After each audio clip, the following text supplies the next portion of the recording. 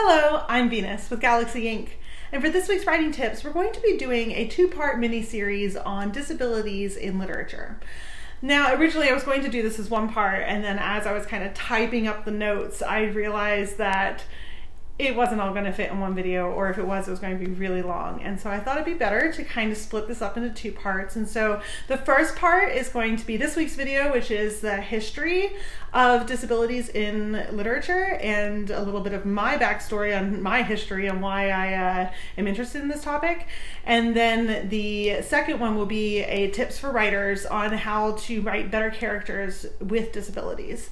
Now, I do have a couple caveats that I have to add in here. I am using the word disability as a general word to describe many different types of disabilities. When I say disability, I am talking about everything from limb differences, intellectual disabilities, developmental delays, visual impairments, traumatic brain injuries, autism spectrum disorder, and just invisible disabilities, mental illness. That kind of all falls under the umbrella. I know that there are other terms that people use. I am going to use this one just for the sake of this video, and you know, forgive me if I don't use the term that you prefer, and I'd love to hear from you on what term you prefer.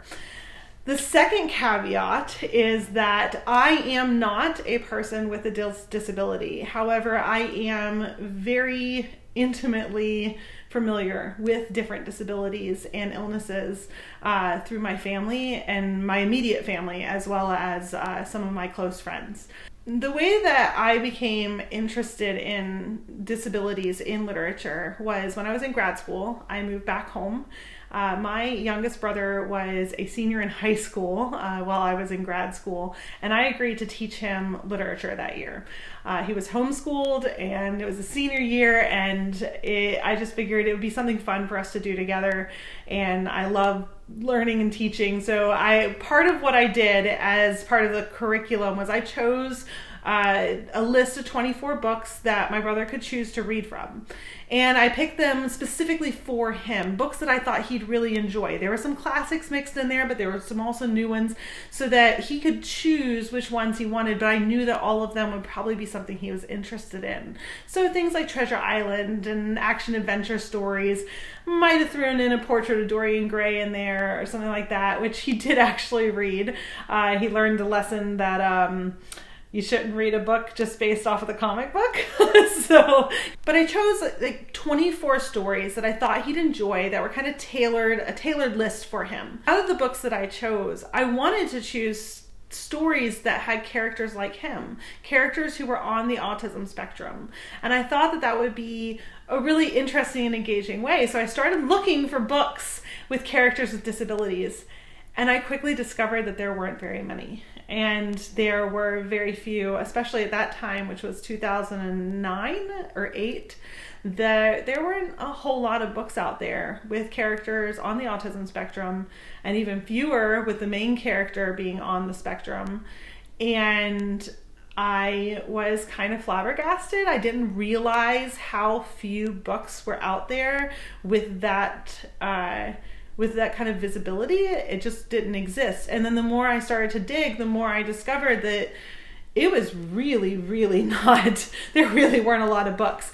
So to give you some stats or some numbers, according to the CDC, 26% of the US population experiences some type of disability, whether that's a mobility issue, visual impairment, whether they have a developmental issue or intellectual delay, anything like that. It is a coverall 26%. And yet in books, less than 1% of characters had a disability. That's a really appalling number. In fact, there are less people with disability than there are characters of color. And I thought that was crazy, considering that so many of us deal with different disabilities and issues, and we see it on a daily basis, and we have family members who deal with it. I thought that was really interesting. Now, that number has gone up since 2009. I think there is more coverage of different types of disabilities out there, but it's still a pretty low number. It's down at I think it's 2.8%. So it's still a very low number of characters with disabilities. And there's a lot of reasons for that. But first, before we get into that, I want to talk about what I have found to be the kind of the history. So once I started working on my critical thesis, I decided to do my critical thesis on disabilities in children's literature, specifically middle grade and young adult. I did read some adult books as well, as part to kind of round out my annotated bibliography. But within that, I really did do more of a focus on middle grade and young adult. So you'll forgive me if a lot of the things that I talk about might be more children's book related. I'm not trying to be. I think that this issue covers all genres, okay? And I will mention some adult books as well. What I found as I was doing my research was that there were really 4 different types of characters or disabled characters within classical literature. There was disability in antagonists, there was disability as an outward sign of their inner self, disability for pity or inspiration, or disability as magic. And I will get into what each of those means. My last caveat I want to put in here is that I understand that these books were written in a time period in which this was the lens and the understanding of what disability was. Some of these authors were actually pretty dynamic in their approach to writing about disability and how they phrased it and how they created love for the characters in a way that hadn't been there before, and trying to get the general public to actually like people who have disabilities, to give them a bit more visibility themselves. I'm not going to try to put a modern twist on it. I'm not going to judge them for what they wrote back then. We do have modern sensibilities now about how to do it, and that's why we're going to talk about that in the next video. But for this, we're going to talk about how those books and stories have shaped our society and our views of disability. So the first one is disability in villains or antagonists. This one is probably the biggest one, the one that I see the most in a lot of the older stories. So I think the earliest is probably Richard III, Shakespeare, who is our villain, the Shakespeare or Richard III with the hunchback. There are also Ahab from Moby Dick, the Hunchback of Notre Dame, and I am looking at my notes here. Hunchback of Notre Dame, written in 1831. I know some people think of the Hunchback more as a pitiable character, a victim-like character, but he's also treated like a villain throughout the story. Phantom of the Opera, written in 1909. We definitely got a character who has a disfigurement in his face and was born with that and is a villain-like character. Captain Hook from Peter Pan, written in 1911, and Long John Silver from Treasure Island, written in 1881. These characters have kind of shaped the way that we view people with like a limb difference, for example, with Long John Silver and Captain Hook. When you see a person who doesn't have a hand or doesn't have a foot, by creating characters and stories, well-known ones that have kind of matriculated themselves into our society, it gives people this idea that they should be afraid of somebody who has a disability, that those people should be feared or at least not trusted, because so many of these stories use disability as a way to show that somebody is bad.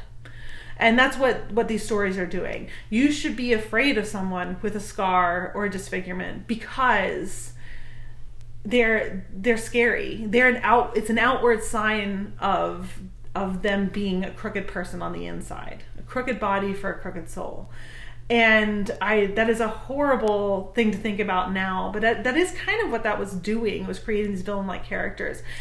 I actually caught myself doing this as I was writing this thesis and doing the research, and I realized that this was the thing that happened, and I was like, oh my gosh, I wrote a character with a scar on their face, and he's the bad guy. I have to take that scar out like right away. Like I knew I had to remove it, like, because I realized what I was doing was exactly the same thing that authors have been doing for over 150 years, is creating characters. I mean, if you want to include Shakespeare, I mean, hundreds of years. But I was using disability a scar or a burn or something like that to show that my character was bad, and to give the reader that visual cue that maybe this person isn't to be trusted. And that was so wrong of me. And I'm so glad that I kind of stumbled upon this subject, and I'm glad I'm sharing it with you, because maybe you have included that in your stories as well. Using disability as a way to show that a character is actually evil or bad. We'll talk a little bit more at the end about modern stories that kind of make this mistake as well. So another one that I had mentioned was disability is an outward sign of inner self. This was not used as often, but you'll know exactly what I mean when I start to explain. Okay. The two characters who embody this are Clara from Heidi, which was written in 1872, and Colin from Secret Garden from 1911. There are a lot of good books written in 1911, by the way. And in those stories, the two characters are kind of bratty children who are not able to walk, but as they grow and as they become better people and they get some fresh air or they meet other nice children, they begin to become nicer people on the inside, which somehow miraculously makes them able to walk again, which is not how it works. Colin is a character who, if we were putting a medical lens on him, is a child who has never walked in his entire life. His limbs would probably be atrophied and he'd be unable to walk. He's been bedridden his entire life and sickly most of his life as well. And the fact that he can just start going outside, and after a couple of weeks of being out in the garden, that might or might not be magic, he is able to walk again. It's so inspirational, and yet it's so, it is a little damaging, because what it is telling people who read this and what it's telling other people is that the reason somebody isn't able to walk, or the reason why somebody has a disability, is because something's wrong on the inside. Whether that's a soul issue or a moral character, whether they're a good person or a bad person, they just need to do something. They just need to do something and they'll get better, if they just believe hard enough in the magic. That's how Secret Garden is. If you just believe hard enough in the magic, you'll be able to walk again. And I do find that a very damaging idea. Even the story Pollyanna, also written in 1911, kind of has that idea when Pollyanna gets injured. And I'm sorry, spoilers if you haven't read these books, but come on, it's been a while. But Pollyanna gets injured. She has a good idea about it, and everybody goes, well, why did she get hurt? She was such a good person. So this idea that like good people shouldn't be injured or shouldn't be disabled, and I think that that's a problem, and I just really don't want to see it in our modern literature. But it is something that's there, and it's shaped the way that we view and our society views disability. The third one is disability as a victim or as inspiration. This one is very, very prevalent.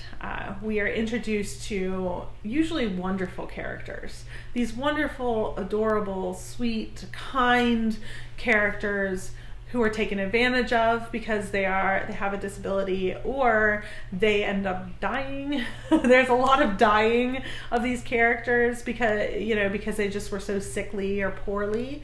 And I use the old vernacular of poorly. That's what they would say. And they'd go out into the country to get better, and then they never would or whatever. And that was common in that time period. People get sick and they die. So I get why those were in there. But at the same time, it has created a kind of victimization of people who don't need to be inspiring. For example, and the classic one that most people know is Tiny Tim from A Christmas Carol, written in 1843.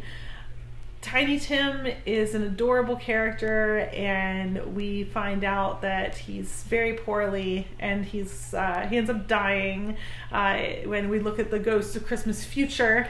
And it is only because Scrooge becomes a good person that Tiny Tim ends up being saved. But he's saved because Scrooge felt so bad for him, and he was a pitiable child. Adorable, but pitiable.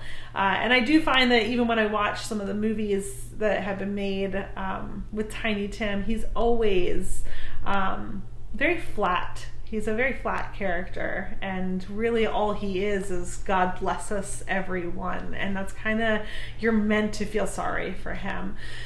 Dickens did actually include a lot of characters with disabilities in his stories, and he did it because he wanted people to care. He wanted people to stop walking by people in the streets and treating them badly. So he was responding to how his society was viewing disability and trying to kind of push up against that. He did it in Nicholas Nickleby with the character Smike. Smike lives in a Yorkshire school. He's got a clubbed foot, and he is also very ill and poorly. He's 18 years old when Nicholas Nickleby comes to teach at the school, and they end up becoming friends. But Smike does end up dying at the end, as does Beth from Little Women. She dies in the end.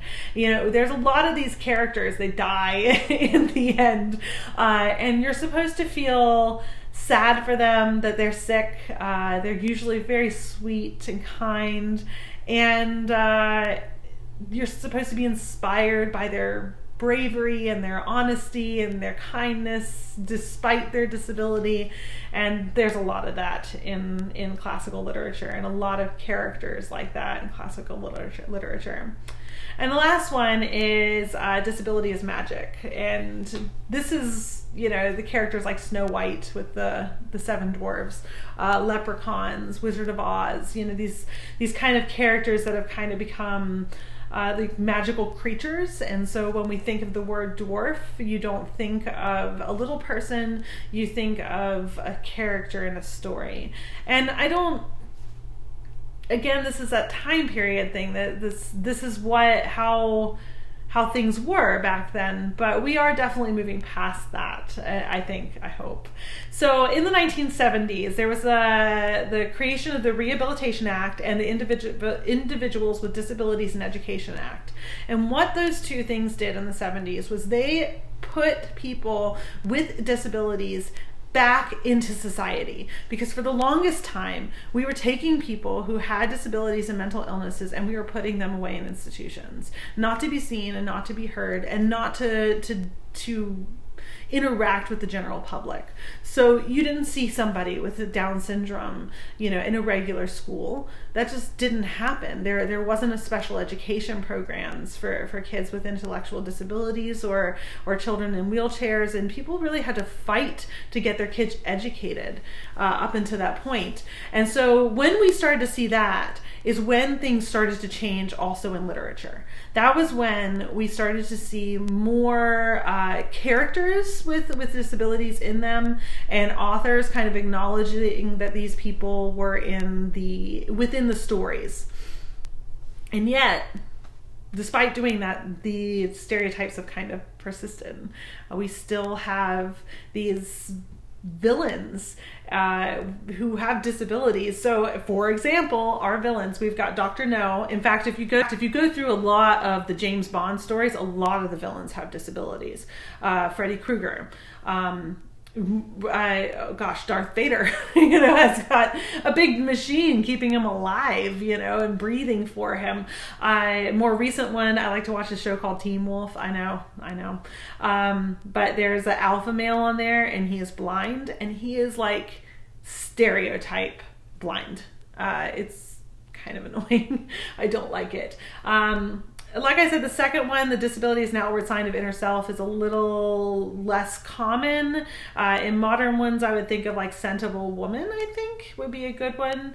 Then we've got disability for pity or inspiration. And oh my God, this is what our society loves to watch. Okay, like our modern society loves inspiration porn, and that's what I call it, and I'm gonna keep that name there. Rain Man and Wonder and Mask, movies that are meant to make you cry and make you feel bad for these people, or maybe just make you feel inspired that if they can do it, so can I. And there's a whole bunch of these stories. I Am Sam, where characters.